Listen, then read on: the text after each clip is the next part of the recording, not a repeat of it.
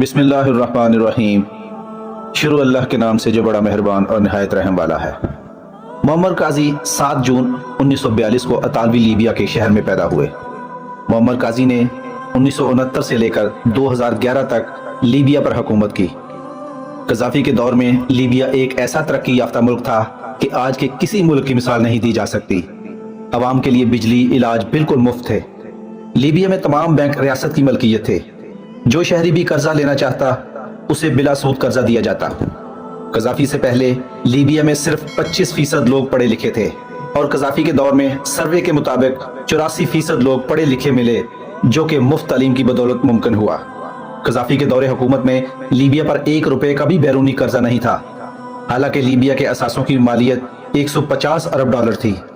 Gaddafi ने सोने और चांदी के सिक्कों में लेन देन का फैसला किया और पेपर करेंसी को जाली करेंसी कहते हुए अमरीकी डॉलर की ताकत को चैलेंज किया। गद्दाफी ने इक़्तिदार संभालते ही अमेरिका और बरतानिया को अपने फौजी अड्डे लीबिया से खत्म करने का ऑर्डर दिया, जिस पर अमरीकी सदर ने गद्दाफी को मशरिक़ वस्ता का पागल करार दिया। लिहाजा गद्दाफी मगरब की आंखों में कांटे की तरह चुभने लगा। इसलिए गद्दाफी का जाना तय हो गया, जंग से नहीं बल्कि चाल से। अमरीका और लीबिया की फौजों में आए रोज झड़पें होने लगी और फिर 1986 में अमरीका ने लीबिया पर फिजाई हमले शुरू कर दिए, जिससे बहुत से मासूम लोग शहीद हुए। लीबिया में छोटे मोटे मुजाहिरे शुरू कराए गए और आलमी मीडिया पर बढ़ा चढ़ा कर दिखाया गया कि गद्दाफी मुजाहिरों को रोकने के लिए अपने ही लोगों को मार रहा है। इससे अच्छा मौका मगरब के पास नहीं था। अक़वाम मुत्तहिदा ने एक कानून के तहत लीबिया में फोर्सेस भिजवाई और कहा कि लीबिया पर नेटो हमला करके लोगों को गद्दाफी से बचाएंगे।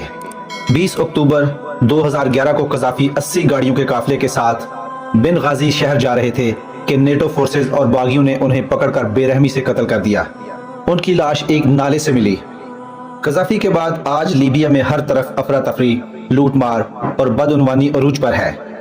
अवाम गुर्बत और बेरोजगारी की चक्की में पिस रही है।